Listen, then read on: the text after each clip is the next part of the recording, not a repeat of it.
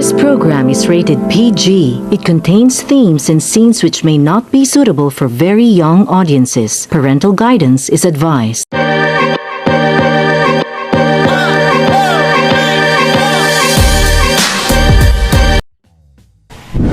Hello Philippines and hello world, and good day to Taguig City University down to BSTM-A 2021. And we are here again, and you are watching the TM's Talk Show. And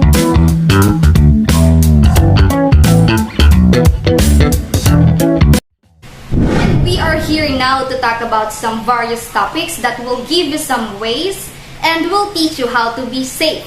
Fresh from the pot that we'll be discussing on the spot. Is everyone doing great today? I know the feeling of waking up so early, so thank you for joining us today to witness and learn the opportunity to solve some concerns. With the help of some personalities that we invite today, we will be able to open the door of discovery about the risk assessment as applied to safety and security. Some of you might have heard of it, but for the benefit of the doubt, let's have our first guest from the famous law firms here in the Philippines. From Fulger Law Office, welcome to the TM Stock Show, Attorney Jason Barrera.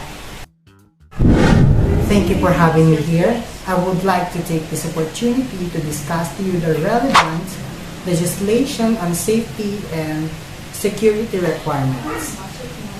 And thank you so much for being with us today, Attorney. It's our pleasure to meet you. You can already proceed. So let's talk about the old law, or the Public Act number 11058, reinforcing occupational safety and health standards in the Philippine workplaces through Republic Act number 11058. The health and safety workers of the Philippines are promoted and protected by Republic Act number 11058, or an act strengthening compliance and occupational safety and health standards and providing penalties for violations thereof. It was signed into law by President Rodrigo Duterte in August 2018.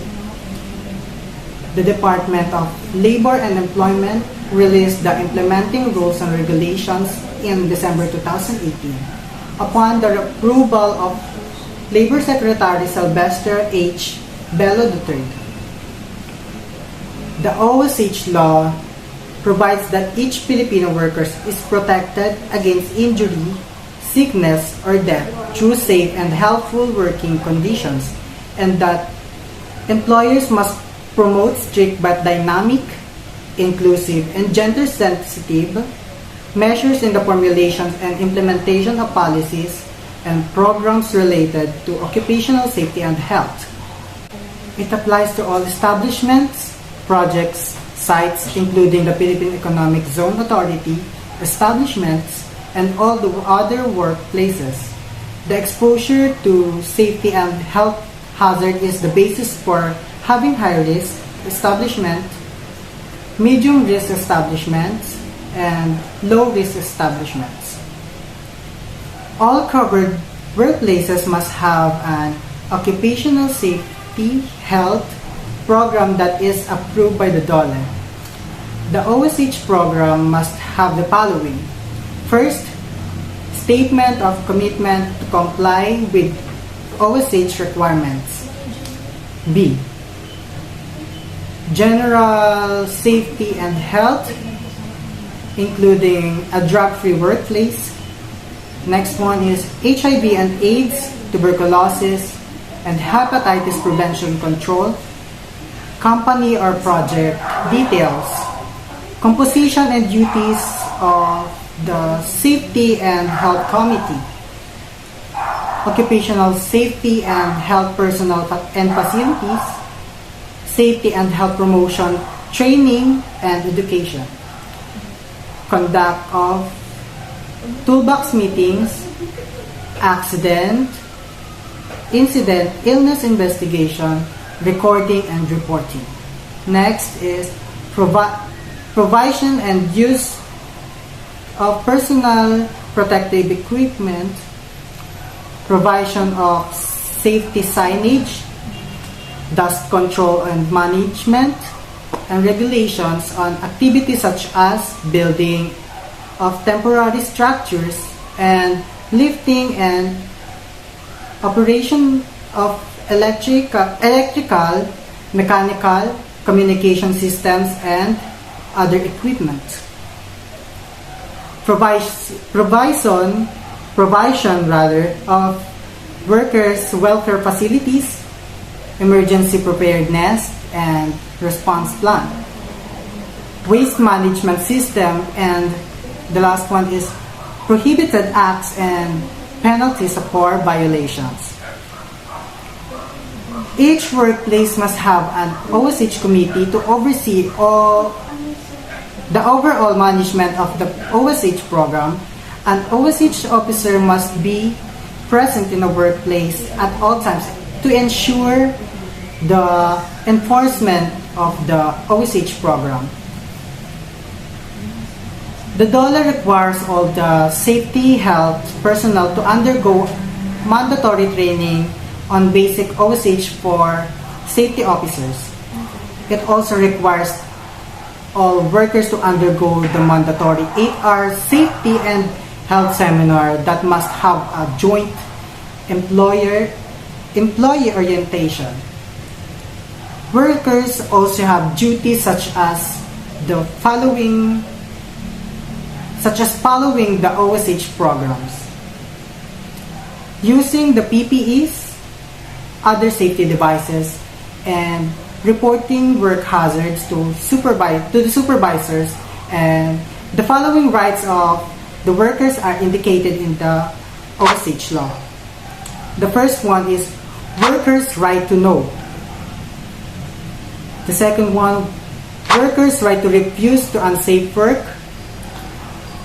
The workers' right to report accidents. Workers' right to personal protective equipment, or the PPE. The Labor Secretary and his authorized representative have the authority to enforce the OSH law in all establishments and conducts inspections, investigations, and annual spot audits. Employers who violate the OSH law may be fined 100 pesos per day of non-compliance. The collected fines will be used for the conduct of OSH training sessions, educations, and other programs. I hope every one of you are listening, and I hope you take note of that. That's all, and thank you. Thank you so much for those informative details, Attorney, for a deeper understanding of occupational safety and health standards in Philippine workplaces through RA 11058. And before we proceed for the next guest, let's have a quick commercial. We'll be right back.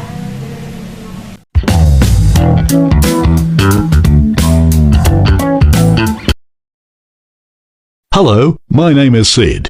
You may recognize me from some of my earlier work. No entry, no running, and my favorite, caution, slippery surface. Of course, my work doesn't just stop there. I've also done no diving, no pushing, watch out for falling objects, and I've had my share of slips, trips, and falls. I've been electrocuted, stood on a cliff, and even been set on fire.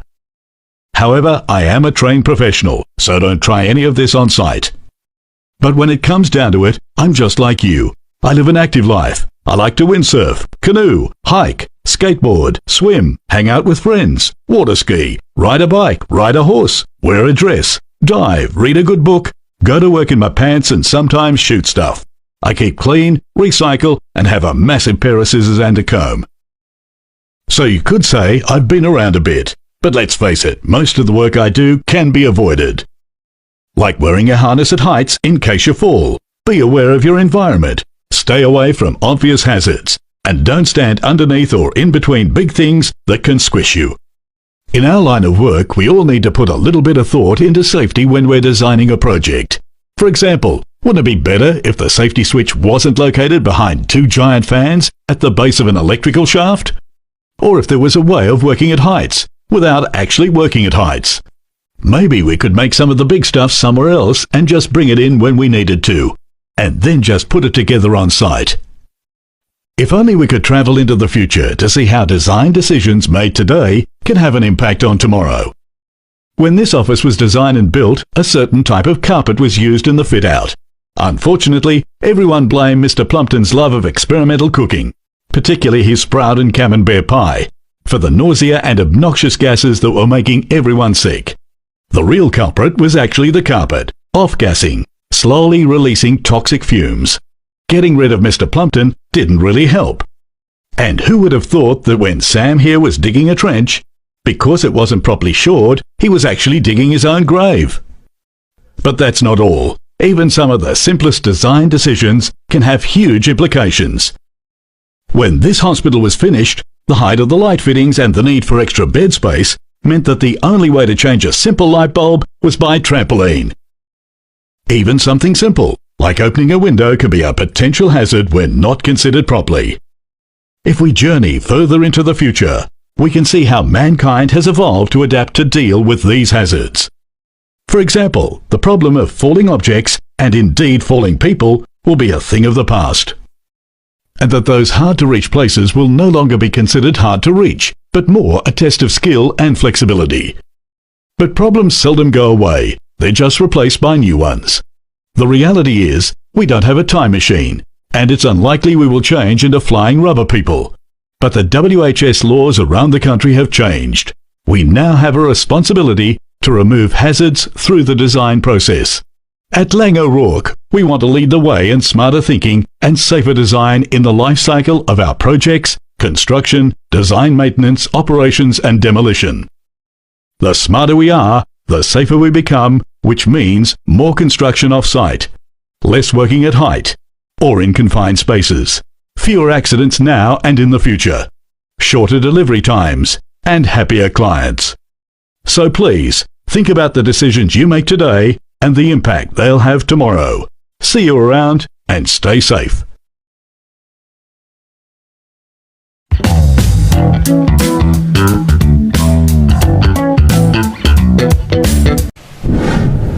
And we are back to the TM's Talk Show.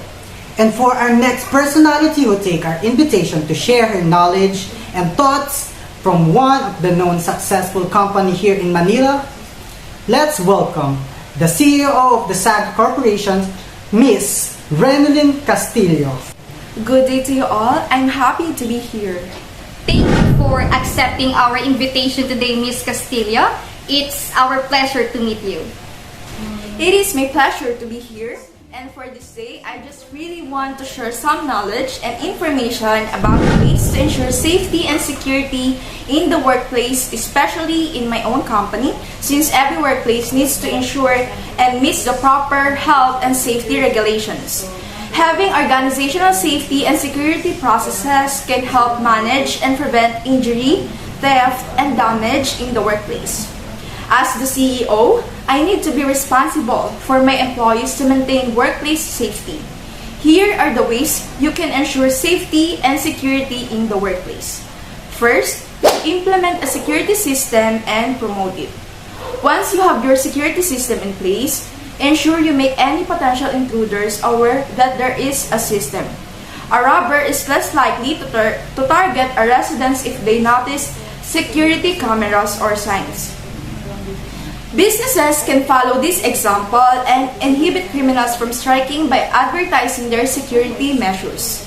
Ensure you have signage about your security system at every entry and exit point. Second, check all exit and entry points regularly. Regularly check on these areas to identify if there are vulnerabilities and ensure to correct any on your property as soon as possible.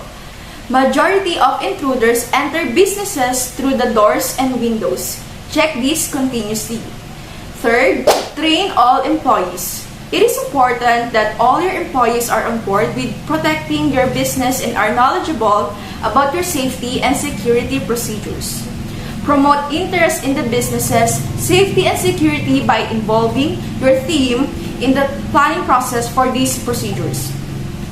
Give them an opportunity to provide input and feedback to help them give a sense of responsibility. Some of the primary areas to ensure that employees have training on include handling and processing cash in a safe manner, safe practices when opening and closing the business, reporting suspicious activity. Next, create a culture around safety and security. Schedule regular safety refresher sessions on workplace security for your staff and include in-depth training during orientation for new employees. Provide an opportunity for employees to anonymously report any issues they have been seen in case they do not feel like they can publicly speak about something they may have witnessed. Fifth, secure workspaces. The easiest place to start is by reminding employees not to leave valuable items out in the open or in places that are easily accessible. Lack of paperwork, especially if it contains any sensitive information in filing cabinets or in filing cabinets. Keep any paperwork that needs to be shredded in a discreet, secure place. Get your team into the habit of checking and locking doors and windows if they are staying late. The time invested in taking workplace safety and security pays off in the long run. If implementing safety policies and procedures for your business seems overwhelming, consider bringing in an expert for risk management consultations. Employers will find that implementing these recommended practices also brings other benefits. Safety and health programs help businesses prevent workplace injuries and illnesses, improve compliance with laws and regulations, reduce costs, including significant reductions in workers' compensations premiums, engage workers, enhance their social responsibility goals, and increase productivity and enhance overall business operations. That's all that I can share for today. Thank you for having me as a guest. I am Redlyn Castillo, CEO of our company. Yes, thank you so much for that, Miss Castillo. When we talk about safety, it's always interesting to learn about how each of us will feel more comfortable once we start to apply all of this if we have a business or even if at work. So, I am confident that you will learn more about the next personality that we will be having for today. Then, let us not waste time and give her a round of applause. Please welcome our next guest, Ms. Justin D. Garcia, the manager of the well-known Smart Labs agency in Global City. Thank you so much for that wonderful introduction, Mr. N, for having me here as a guest speaker today. And because these talk shows are watched by a lot of people, I will not miss this opportunity to speak and offer all my knowledge and ideas on the topic that I will be discussing today.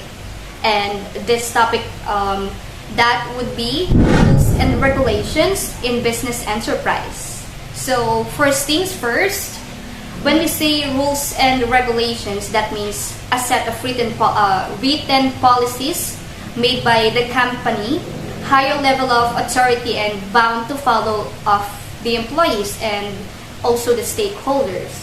Rules and regulations help the organization protect from legal claims and establish a positive environment in the workplace.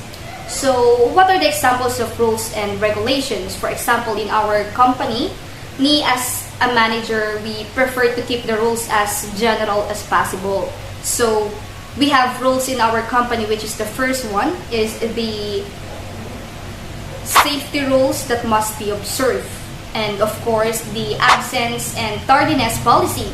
So in this absence and tardiness policy, that will how you report the number of allowable sick days or day off or leave like that. And then for the next one, how to record time work. So for example, using a time clock or a timesheet, if you're familiar with that. However, for example, in our company, in our company, management may see on the time clock. Oh, just first things first, in our company, we're using a time clock as a record time for work. So our management may see on that time clock or time sheet that is used for recording the working hours of our employees in a shift, as well as if they have work under time or overtime. So our management will notice all of that using the time clock. And for the next rules and regulations we have in our company, of course, we also have lunch period and break rules. So regarding about that, just for example, in our company, when we say lunch rules and break rules, in our company, in the whole 8-hour shift, we're having a 1-hour lunch and also 2 sets of 15-minute breaks. So the first 15-minute break, we're having that within the first 4 hours of your shift, and the other 15-minute breaks, the employee can take that within the last 4 hours of their shift. So that's how it works regarding about the break and lunch rules. And for the next rules and regulations, we have overtime policy. So overtime has, and of course overtime has an extra pay. However, it really depends on the company if the employee are able to take overtime or not, because actually it really depends on the demand of the work that you have. So in our company, overtime has an extra pay. So for all the employees in our company, please take overtime. So for the next one, dress code or personal appearance rules. Of course, we have that. Not just in our company, but I'm sure in other companies too. So dress code or personal appearance rules. For example, in our company, our employees are not allowed to take shorts. Like, as much as possible, if our employees can wear casual attires or formal attires, that is much better. So it just can be just professional. So for the next one, rules covering or use damage to employer's property. So what this rule means? This rule means that because sometimes in some other companies, if an employee misuse or damage any property or any equipment of the company or the employers itself, the employee is required to pay all or part of the cost to repair or to replace the property that they damage. However, in other companies, they're not. In other companies, it's not, because there are some employers and management that who takes responsibility on the damage or loss in the cost of the ordinary course of employment. So the employee is not paying for the damage, equipments, or properties of the management itself. So it really depends on the company's rules and regulations, since the management and the company itself will be the one to make that rules and regulation to have for the employees to obey for it. And of course, for the next one, rules about keeping employers and customers' sensitive information confidential. So that is really important for or as a rules and regulations. So just for the meaning of confidentiality, it's confidentiality or not disclosing certain information is important in a wide range of jobs. So confidentiality matters for legal, reputational reasons, and it also matters because your future employment may depend on it, right? So it's not just for the confidentiality of the employers or employees, but also for the customers and clients. That is really valuable. And what kind of personal informations are this that really needs to be confidential? For example, the customer's list. Your customer, of course, your customer will not be very appreciative if you give away their sensitive information, right? So some of the customer will definitely ask first, our informations are confidential like that. So of course we have a proper spills for that, just for our customers to be satisfied to provide their details for some business purposes like that. So like a financial account statements, supplier list, employee contracts, operation manuals. So that are the examples of the confidential informations that you don't really need to spill out like that. So for the next one, the reason, just to inform you guys, there's a set of rules. So if there will be offenders, of course, they're gonna be responsible for that, for not obeying the rules itself. And since they did not obey the rules, there will be consequences. So they really need to be responsible for that. And for the next one, I think this is the last one, but not the least, of course. Rules concerning employees' use of the internet and cell phones. So nowadays, since we already have this technology, internet and cell phones, or maybe on some companies, internet and cell phones are really not allowed. It really depends on the demand of the work. Just for because the management is simply attempting to maintain the confidentiality of the consumer and client information. For what reason? Because people are prone to being persuaded at times, and they may employ technology or equipment that can record data from some illegal purposes. Furthermore, because cell phones and internet can sometimes make it difficult for the employees to focus on their work, which is a fact. One of the reasons they are not permitted in some workplaces. Just like in our company, cell phones and any internet or devices is not allowed on our workplaces due to that kind of reasons. So our employees already know about that. So better watch out. So, but still, just like what I mentioned earlier, it will still depend on the demand of your work, since there are some types of works that internet and phones is really needed and allowed. So just before we end this discussion, I just want to share with you guys, for those employees watching out there, like what are the benefits you can have for these rule and regulations, because actually following rules and regulations help employees understand what is expected of them, what will happen if they violate the rules, right? So it will make for a stable office environment where people feel safe to come to work, to be themselves and to go about their business. So the result is less turnover, more teamwork, and higher morale for the company itself. And I think that's all I have for now, guys. I hope you gain and learn something from me as a person with their own discipline. Okay? Thank you so much for taking time to listen. Thank you so much, guys. Thank you, Miss JD. You have taught us a lot today.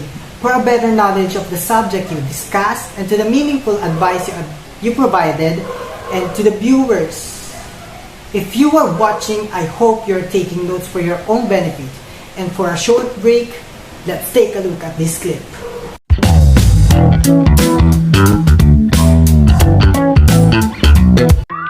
If you hear the evacuation signal, listen for instructions and follow the nearest safe exit route. If there is a fire, initiate the fire alarm or dial 911. If it's within your ability, use the firefighting equipment. If smoke is encountered, remain low and close all doors. Go to the nearest, safest evacuation assembly point. These are located directly out from each corner of the facility.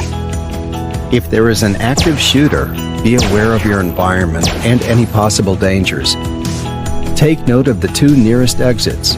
If you are in an office, stay there and secure the door. If you are in a hallway, get into a room and secure the door. dial 911. Only as a last resort, attempt to take the active shooter down. If you're ever in doubt or require further safety information, see your supervisor.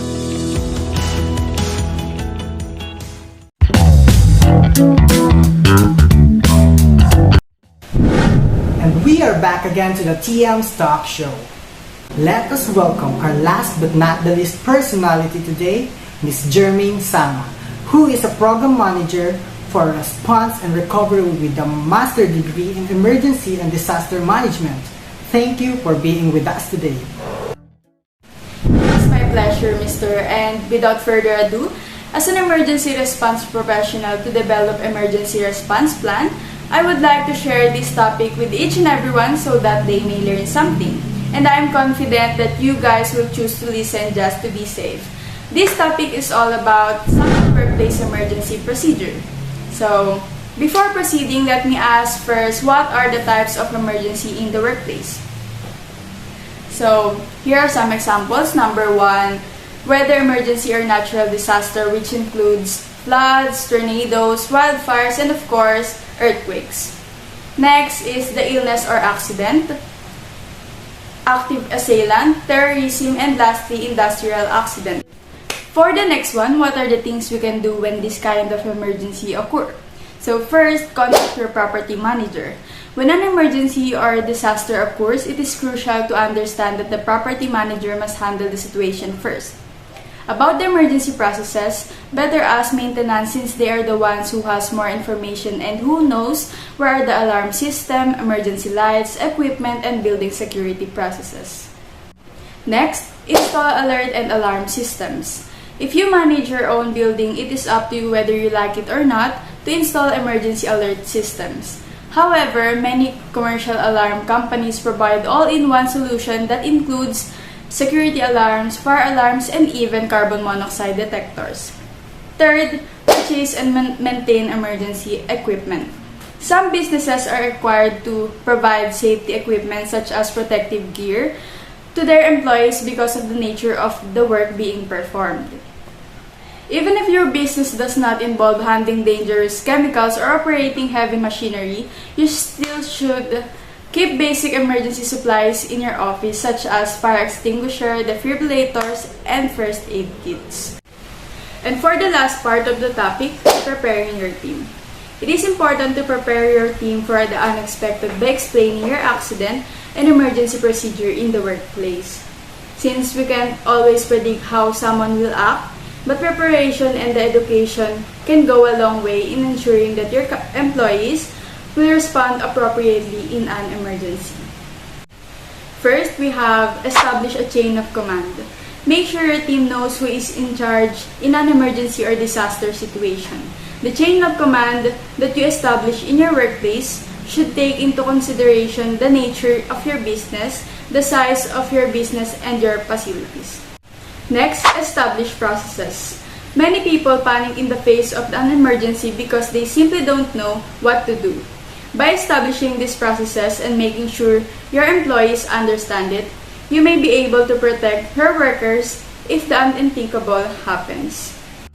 Lastly, educate your employees. Information about emergency processes should be included in your onboarding process. In addition, take time during all-hands meeting to go over safety information with your team.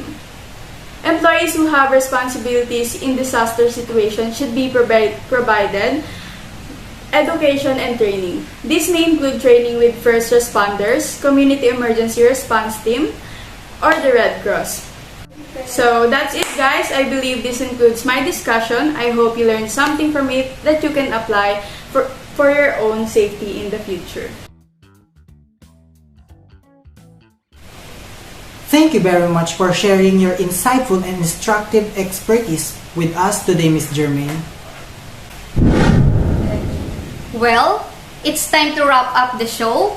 Thank you for our lovely guests for joining us today and tackled about the risk assessment as applied to safety and security. So for the viewers, use your knowledge wisely and safely. We are your hosts and good day everyone. See you tomorrow on the TM Talk Show.